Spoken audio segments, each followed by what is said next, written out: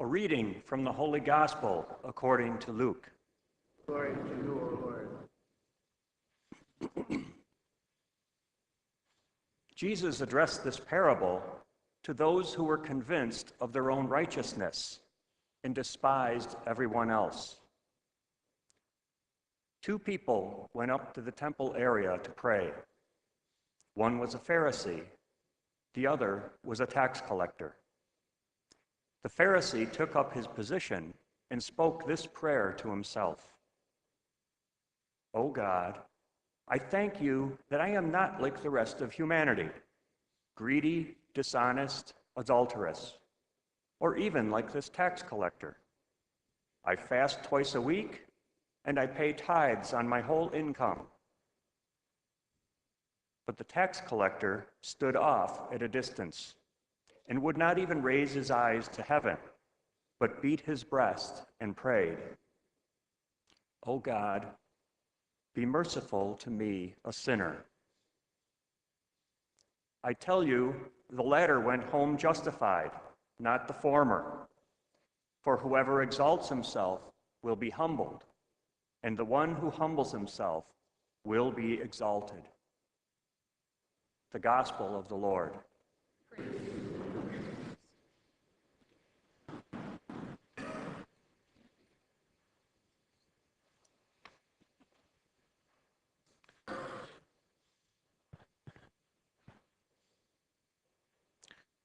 There was a clue in the way in which Luke constructed this gospel right from the beginning in this story that gets really to the heart of the matter. You'll notice that when he spoke of contrasting these two different people at prayer, he indicates that the one spoke his prayer to himself, the other speaks his prayer to God. And basically, he's contrasting or offering us two kind of archetypes of people's relationship with God that plays out in their relationship with other human beings in the day-to-day of their lives. The Pharisee is actually almost a formally religious person in his culture. And so there are certain expectations of him that he meet relative to his commitment to faith, which he does meet and carries out.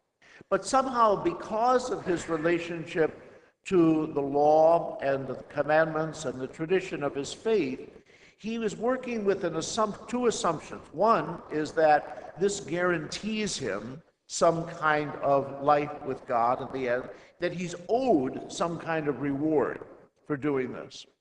In fact, we get the impression he's not doing it because he's in love with God. He's doing it because he expects a reward.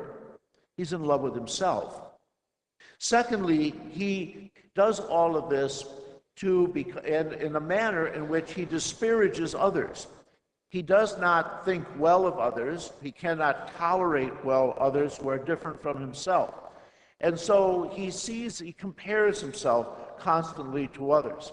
And he does so in a way that is intolerant of others and expresses a lot of arrogance in terms of his own person. The other man, the tax collector, interestingly enough, they would have been equals on level of kind of their financial wherewithal, actually. So they wouldn't have any different claim relative to the goods of this earth. But the other man, his response is, and he's a disparaged person within Jewish culture because he's a Jew, but he's working for the Romans. He's a tax collector. And so it's like he's employed by the enemy. And then in turn, of course, tax collectors were renowned for not simply collecting the tax of the Roman Empire, but an additional tax which was support of themselves. And most of them were fairly wealthy men. So basically, but his response to God is one of humility. He begins by acknowledging what he is. I'm a sinner. The other man does not acknowledge that he's a sinner at all, even though he is. And not only that, but he's even more perhaps of one because of his self-righteousness prevents him from valuing the other. And so he puts himself in this position of utter humility, the tax collector. Well, I was struck by this story only because of our Pope, Pope Francis, because in an interview recently, when he was asked, well, really, who are you? What's your identity? The first thing he said was, I'm a sinner. Exactly what the publican says in the story. In other words, what he communicated first was his perceived relationship of himself relative to God and his identity with everybody else in the human race. Just because I'm Pope, I'm not better than anybody else. That's not easy to do when every day somebody calls you Your Holiness. It's as if, they put you on some kind of a pedestal. It's kind of difficult when people are like reacting that way to you every day. And yet, obviously, he doesn't see himself that way. And another clue, perhaps, to something of his identity or his relationship with God is he often talks about his relationship with the people he had served in his home country, the poor and the needy. He would often say, the reason why I have kind of dedicated myself to trying to be of some service to these kinds of folks is I learn from them. I learn from them virtues and qualities that I think are important in terms of my relationship with God and my continuing vocation to be a servant of God within now as being Bishop of Rome. So in some ways, he identifies almost perfectly, it seems to me, with the tax collector in this story. And by the way, the Pope is a tax collector. He collects from all of us for the operation of the church. So it's an interesting kind of analogy that comes up only because of this particular Pope's identification of his own spirit relative to others. And I have begun to identify more with it myself. I go to some meetings fairly regularly now in the city of Buffalo, where I'm meeting mostly with Black pastors and Black and Hispanic community leaders. And I have come away with a sense that the image that I often get of people in urban life, which primarily comes to me through the news or newspapers, is radically different from the one when you actually get to know people personally. I've been impressed by so many good people working so very hard in so many ways to change their neighborhoods, to change their schools, to change their relationships with each other. And there's a kind of a humility and sincerity of heart in all of this that is not only touching, but it kind of invites you to learn on site the kind of what are the human experiences of the day to day. Recently, I was dealing with someone over issues of busing routes in the city, and I had no idea how the construction of those routes affect people's ability to get to their jobs, but especially affect handicapped people to get to either their schools or their jobs in a variety of ways. One bus route put something like 45 different handicapped people in a position where they had to find another mile to get to where they were supposed to go. These are people who are not ambulatory for the most part, etc.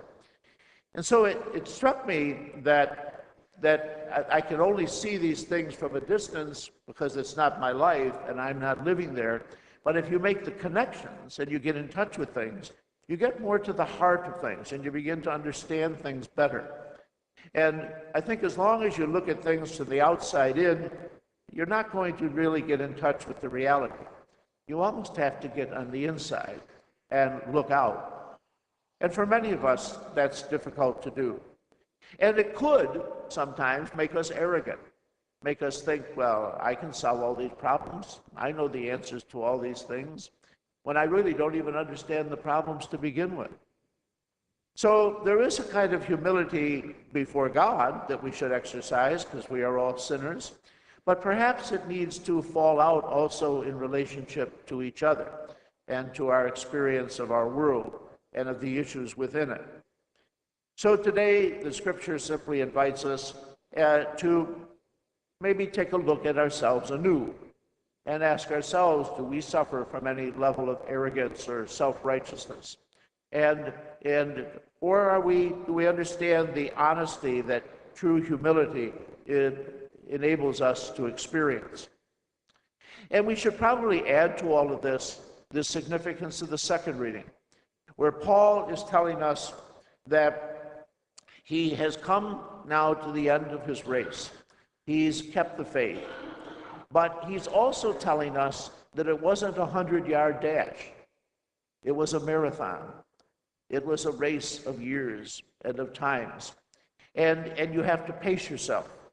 And there's a kind of steady, patient persistence that has to be part of the unfolding of each person's development in their own life and experience of faith. And every experience we have, the tragic to the most beautiful and promising, they all meld in that story, in that race, in that unfolding of life. The prayer really of the tax collector today was for one of strength and persistence, and most of all of mercy and forgiveness, acknowledging his sinfulness.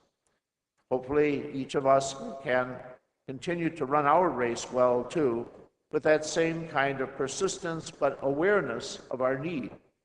None of us is really independent of our need for God, and to the degree to which we can appropriate God's life within ourselves, hopefully that can be something that makes us a particular gift to others, perhaps especially at a time when that is most needed.